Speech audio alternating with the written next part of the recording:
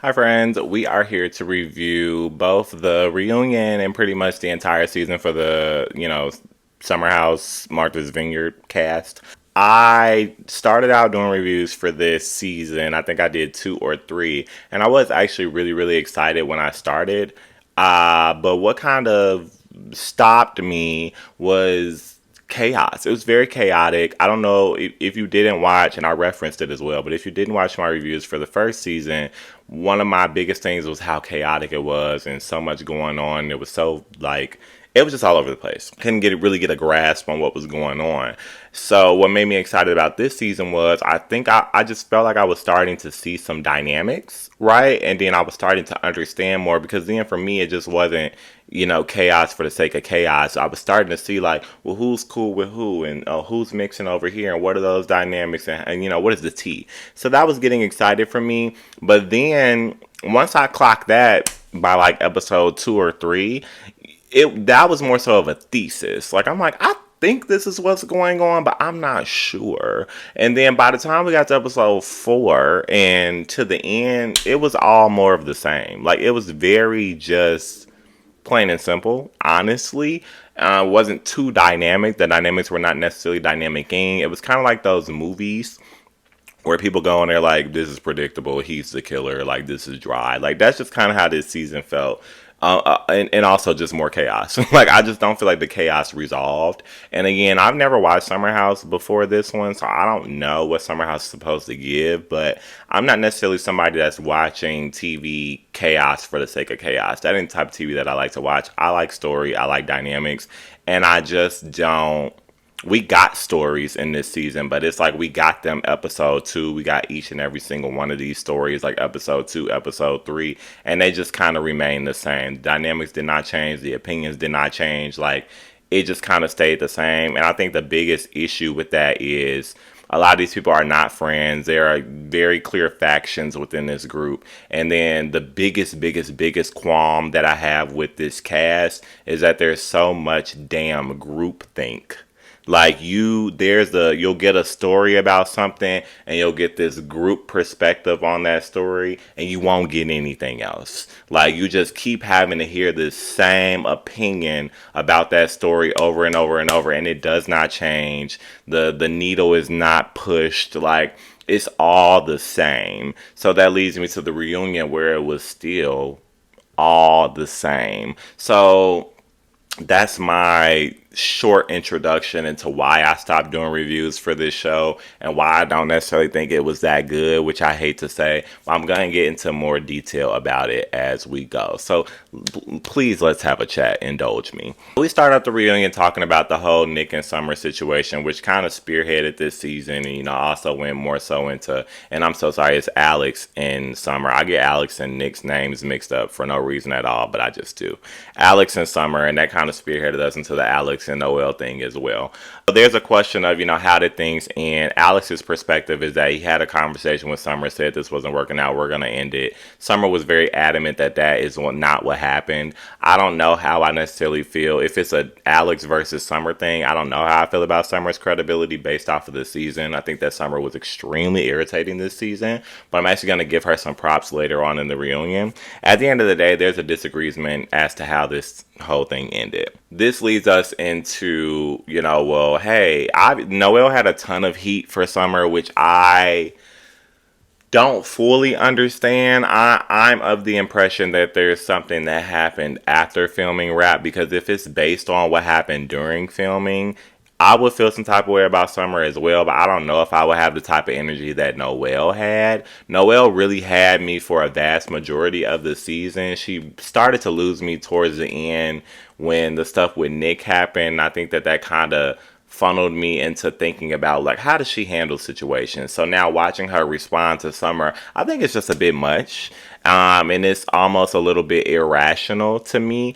feelings are one thing. Like, you can feel like Summer is weird and you don't want to rock with Summer. I understand that. Those are your feelings, and the fact that you have them alone make them valid. But your responses to Summer and how you interact with her and your temperament and that stuff, those are the parts that I don't necessarily agree with that are coming from Noelle. I don't really understand it. And I think that we're missing a lot of key pieces to that. But I do get at the crux of it. I can understand feeling adverse to Summer because Summer's whole thing is, well, I told Noelle we hung out, and she feels like that implied that she and Alex had sex, and I don't agree with that. So I can definitely understand people side-eyeing Summer with that. And then I also think it's, Summer, she has an ulterior motive as it pertains to that, right? And she keeps trying to throw this thing of like, well, Noelle, even when you found out that we did sleep together, you still were trying to pursue him. And I don't like that kind of sneak attack thing because you're just kind of like deflecting now at the end of the day, because that has nothing to do with anything. Then it also flips back on the Noelle, because Noelle's like, I didn't actually pursue him, we were just flirting. But girl, you actually did pursue him. You literally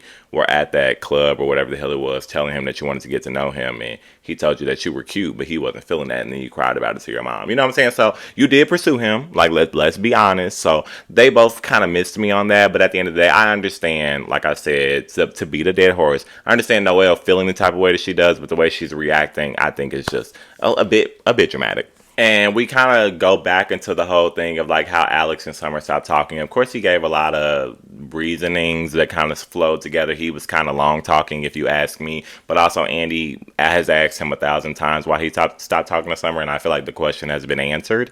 And essentially, he just said, the red flags were there. I think that Summer was just very clingy, and she was kind of thinking that this was more than really what it was. She had high expectations, this, that, and the third.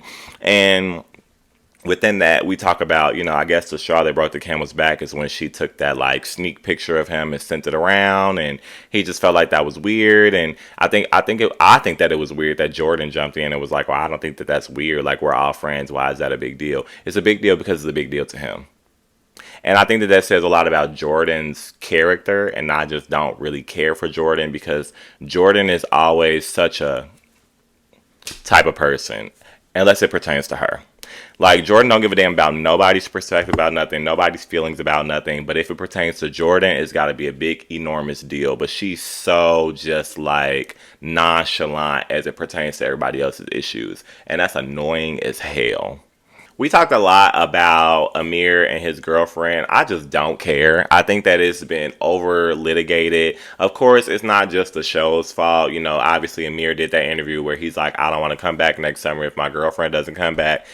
I'll agree that his girlfriend was pretty messy when she came on the show. I don't necessarily care for Amir either. This is not in any way to defend Amir. I think that Amir does a lot of weird stuff, and I think that he throws people under the bus to make himself look better, i.e. Nick. So I don't really care for Amir, but I also don't see the point in really over litigate. We know we don't really care for Amir. We know that what Amir says doesn't really make any sense, and we know damn well we don't want to see Natalie on this show. So I just don't really see the need to really talk about it a lot. And I think that the proof is in the pudding that they do a lot of stupid stuff. So, it is interesting to learn that they bought this house together after only dating for a year and a half or whatever the hell. And, I think that their relationship is something that looks good. And I think that that's something that we've normalized now in 2024, especially in the age of all this social media. You got this guy that's on TV, and you got her, who I presume is some type of, influencer or influence, parallel to an influencer or something. They got status or whatever socially and media wise, and so I think that they feel like they look good together, and they're this power couple, and it's just cool, and they want to be on TV together and take over the world. So that's something that we've normalized. We have nobody to blame but ourselves, but I think that we're getting back to a point where we can see through the BS, and we can obviously tell that, girl, ain't nobody trying to see that. Basically, when I look at Amir and Natalie, I see like TV/social media couple, and it's just something I don't give a damn about, and I don't take seriously. We get back into this whole like Summer and Noelle thing, and there's kind of a question from Andy of like, can they move forward? And I will say there was an attempt here to kind of get past the BS. I think that Summer was catching a lot of flack during the reunion a lot, and especially during this part, because Alex had even jumped in and said, "Can we also speak to the fact that even when you're going through stuff, you still should be able to treat people well?" And I don't think that Summer was ever rebutting that. And I do also appreciate that Jordan kind of stuck up for her in that moment as well. She's like, she didn't have the capacity or the language or whatever the hell they described it as. And I think that Summer prefaced the reunion by saying that. And I think she said it during the season as well. Like, she just had a lot going on and she was not doing the right thing and she didn't treat people right. She said that. So I think that they were trying to hold her feet to a fire that she had already acknowledged. And that's annoying. And I think that that's a big part of their group thing. I think that they just decided, similar to how they did Mariah and how they did Phil, I think that they decided that they just weren't going to rock with them, whether they specifically and personally had issues with them or not. And I think that they just, as a group, decided that Summer was an issue. Do I agree that Summer had some really bad instances this summer and she was annoying and she was irritating and she was a problem? Absolutely. But I don't think that that is a case to, like, beat her while she's down, especially if she's already taken accountability for those things. If she was lacking in accountability, then I can understand that, but I don't think that she was. And so I don't believe that what she did, unless, something happened that we missed, which isn't my fault, it's y'all's fault. I don't think that what she's done has risen to the occasion of, Noelle being as buckish and adverse to Summer as she is. So that kind of turned me off as it pertained to Noelle. Again, if you decide you just don't want to rock with her, fine, but I don't need all the cutesy attitude stuff. I just think that that was super losery, if I'm going to be honest. I've been saying this since last season. I've already kind of explained it. Last season, we really didn't see much interaction that I remember between Bria and Preston, so it's really hard to call the dynamic. After the season wrapped, or maybe towards the end of season one, I was seeing, like, they showed an interview that Preston did where he shaded Bria, or confession, or whatever the hell he did. And I had also seen, like, some tweets that he made about Bria, and I'm like, like, they were shady. And I just had not expected that, again, because I didn't know their dynamic and I didn't see much of it last season. And so I was like, I don't feel like Preston likes Bria, and that was kind of off-putting for me, because I'm like, to me, it seems like they're purported to be friends on the show. And I think a big part of the issue with this season is that we just saw that none of these people are really friends. And that wasn't really explained last season. Now that fourth wall is kind of being broken. So I say all that to say Preston 100,000% does not like Bria. And here's why. Even if you are friends with somebody, and even if he keeps using the excuse of brother-sister relationship, and I know that Bria has acquiesced to it and said, like, yeah, we're cool, fine, like, our relationship is different, but also think about the fact that Bria has blocked Preston, so she knows. But, I think it's bullshit. Like, at the end of the day, what you can be friends with somebody, y'all can have a brother-sister relationship, y'all can have a tumultuous relationship, whatever the hell, and you can claim that you have love for that person, but if at first jab, when you're in a disagreement with that person, you're throwing low blows at that person, you don't like that person. And I think that Preston loves social media, which is fine, because I love social media. I think that Preston has seen a lot of the tweets about Bria from last season where, like, they're like, she runs from conflict and she's a brat and she always has a problem and she's the issue and she cries a lot and she runs away. And I think that whenever, literally from episode 1 season 2 forward, whenever something happened with Bria that didn't have anything to do with Preston was jumping in and throwing those jabs at Bria that can be found on Twitter. I think that that's weird. And so even if you're in a conflict with your friend, which happens, if you immediately, outside of all of those particulars, if you're in a conflict with your friend, which you presume should be temporary, right? Because we're brother and sister. We fight all the time. We have love for each other, though. So if y'all are having a conflict that you're presumably going to be supposed to bounce back from in the future, but you're throwing jabs and going below the belt at that person during that conflict, you don't like that person. And I think that there's some hostility on Preston's end against Bria. And I don't think he likes her. And I wish that he would just say that.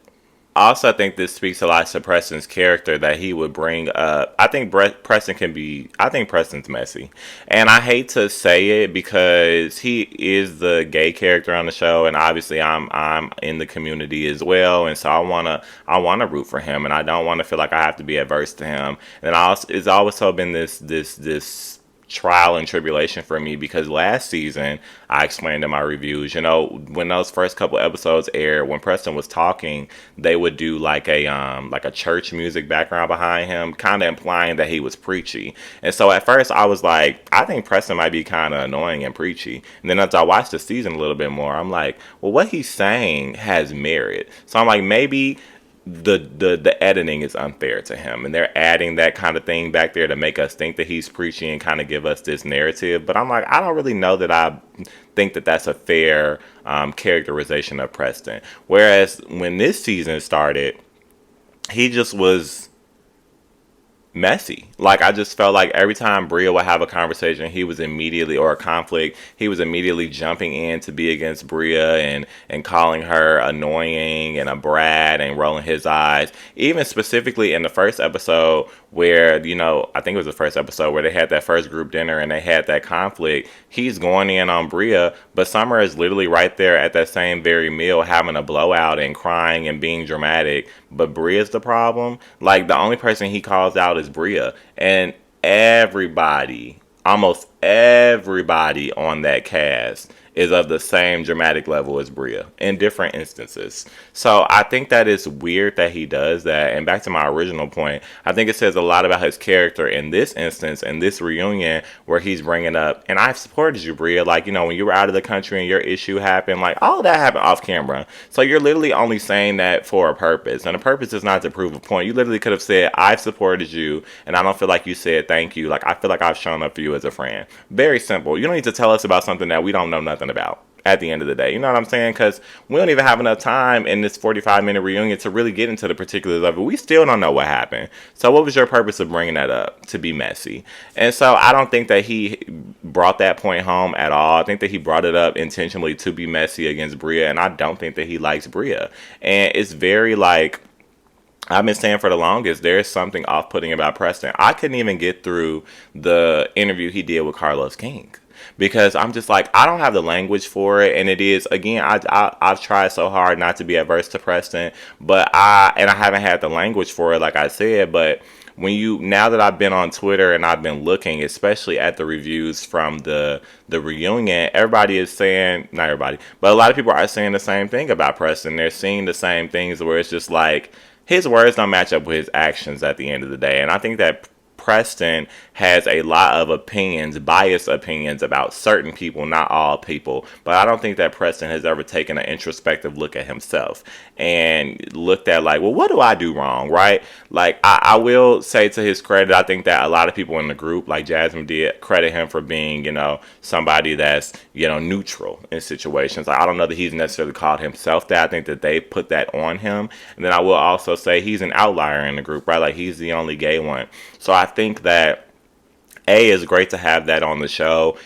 B, it does seem like he's very intelligent and very knowledgeable about a lot of things, and he does give a lot of good input about a lot of things. C, I think that it's nice for people to see that on television, people that aren't in the black community and people that aren't in the gay community and people that don't know anything about these communities. I think that it's nice to see him as a representation of that. And because that, I think that he gets, I hate to say it, but I think that he gets glorified a lot because people don't really have anything to compare that to.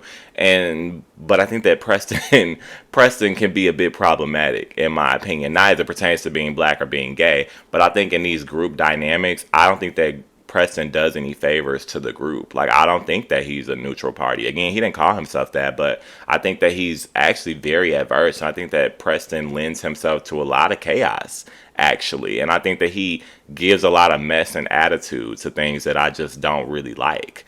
And I don't think that he's that self-aware. Like, I don't think that he knows that he does those things. I think that he puts himself on this pedestal where it's like, well, I'm right and I'm reasonable and I'm the rational one and I don't have any faults. Has he said that? No.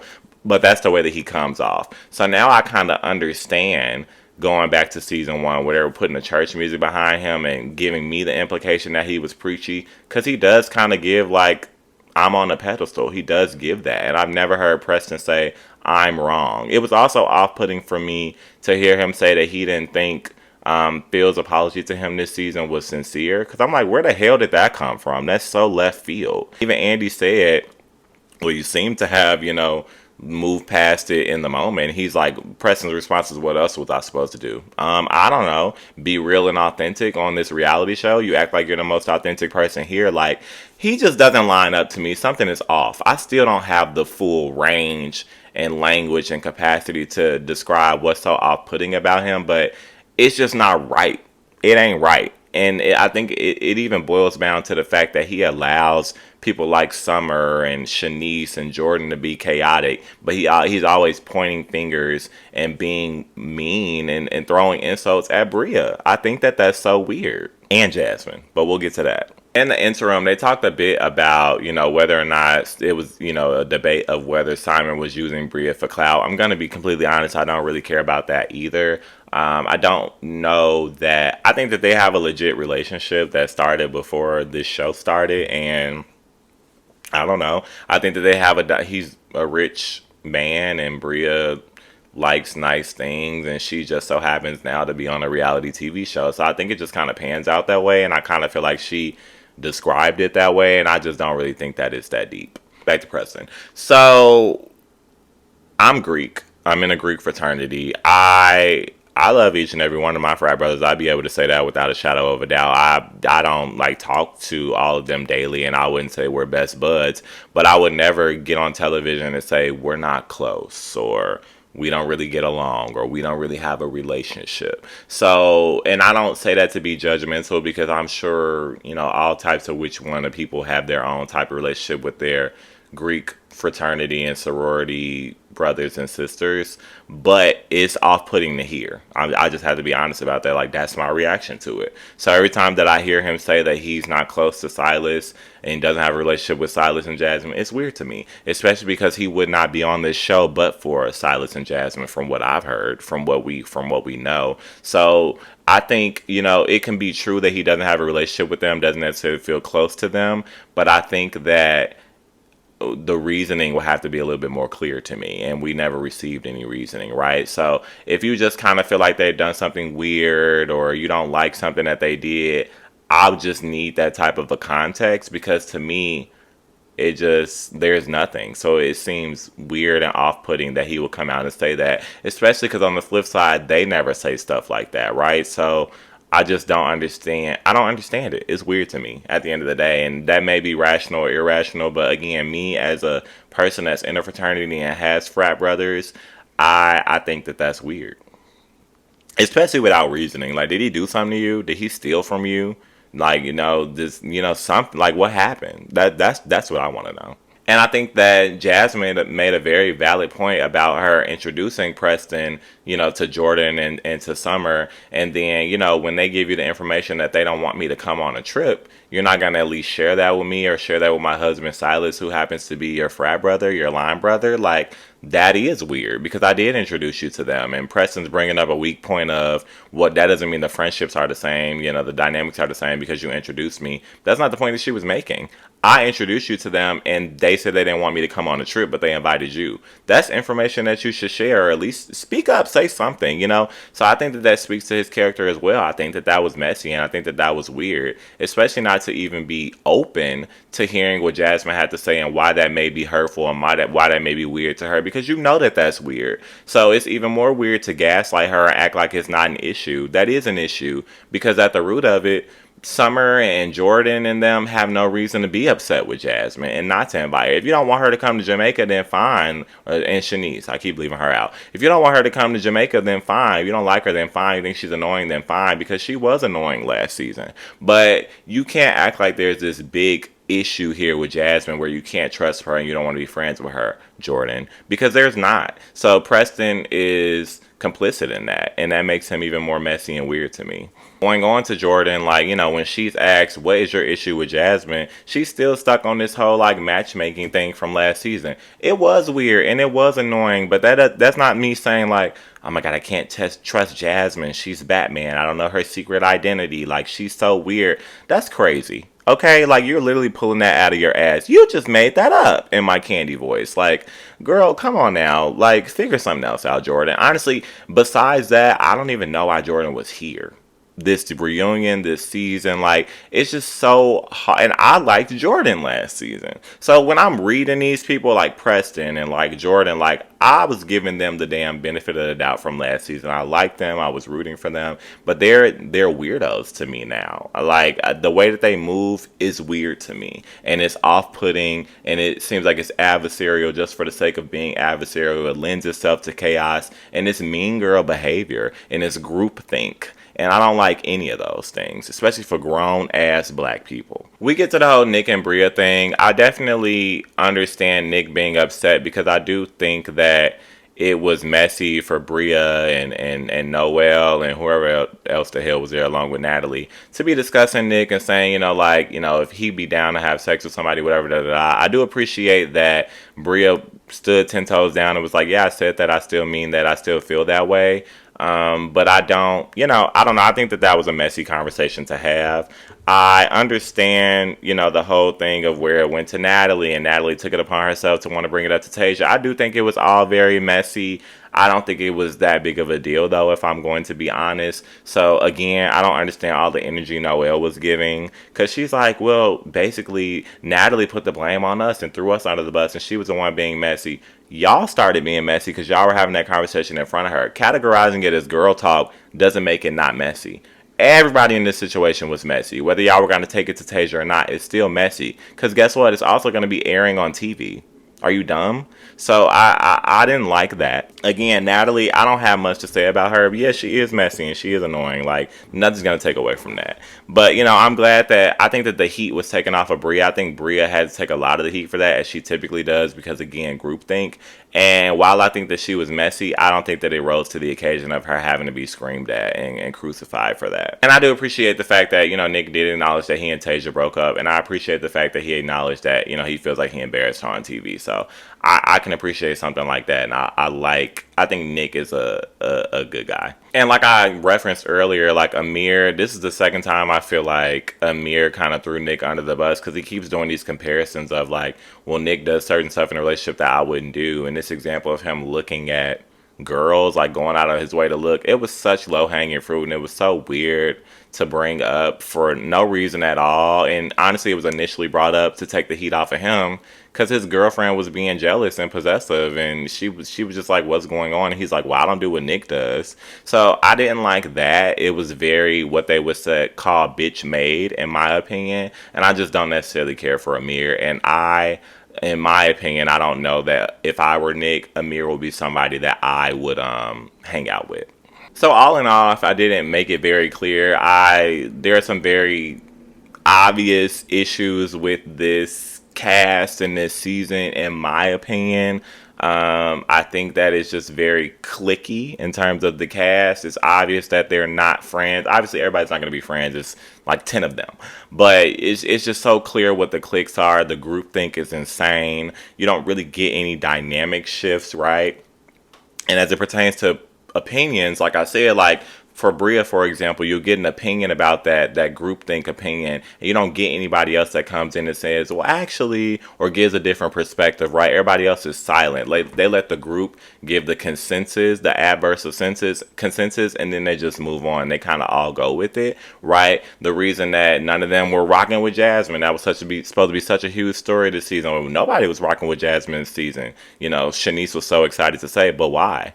And she couldn't give a reason, right? It's because Jordan wasn't rocking with her for a weak reason. Jordan didn't rock with her, so as a result, Summer didn't, Shanice didn't, and Preston didn't. But they don't have any reason not to. You know what I'm saying? So groupthink, it's lame, and so it's hard. There was a conversation amongst, again, this is a black cast, supposed to be for black people to see representation on television. But there was a conversation that some black people don't feel like they see themselves on this show, and that's fair because you're not always going to. You know what I'm saying? Like this is a specific group of people that everybody's not going to relate to. Being black is not that simple, so we're not all going to see ourselves on this cast. But I don't even know that it necessarily has anything to do with blackness or age or demographic or anything like that. I think it has to do with maturity, and I think it has to do with communication, and I think that they're chaotic. Like I just felt like I'm watching a very chaotic, melodramatic, childish dynamic in a whole. You know what I'm saying? I feel like I'm reading the hell out of this, but like, and I don't want to, and I haven't wanted to. That's why I stopped doing reviews. But that's what it feels like, and it's disappointing to see that. But I guess like I won't say that I think some of their characters are at question, but I won't say everybody's this is an indication of everybody's character that they're bad people or anything like that. But I think that it starts with the fact that they're just not friends. But unfortunately, one of my biggest things is even if you don't like somebody and you're not friends with them, that's not an excuse to be nasty to them and then be adverse just for the sake of being adverse. But I think that that's kind of how a lot of the people in this group operate. It's very mean girlish. It's very bully mentality, gang up mentality, and they're for very bad surface level reasons. And so that's why I find it hard to relate to this group as a whole. There are certain people in the group that I think are more reasonable and rational and give great opinions and intellect and perspective. But for the most part, you don't get that from this group. And so I think that's why it's very hard to stomach. Like I have to be honest, this is a show that I don't have to come back and watch. And I hate saying that, but like I don't, because I don't like the vibe. Like I don't like the vibe of the drama. Mess and tea is great, but when you get that, you want to hear like this is my opinion on it, but this is my opinion on it. You want to create conversation. There's no conversation to be had. Nothing about this stuff is really polarizing. It's really just like somebody does something, and then one person in the group decides they don't like that person, so three other people follow behind, and we got to hear about that for 12 episodes. I'm bored. So, you know, and I left high school a long time ago. So that's my honest opinion about it. I would love to hear what you guys think. Um, I want to find something positive to close out. I'm glad that we have black representation on TV. And I hope that if they come back for a season 3, it could be a bit more substantive and less chaotic. Thank y'all for watching.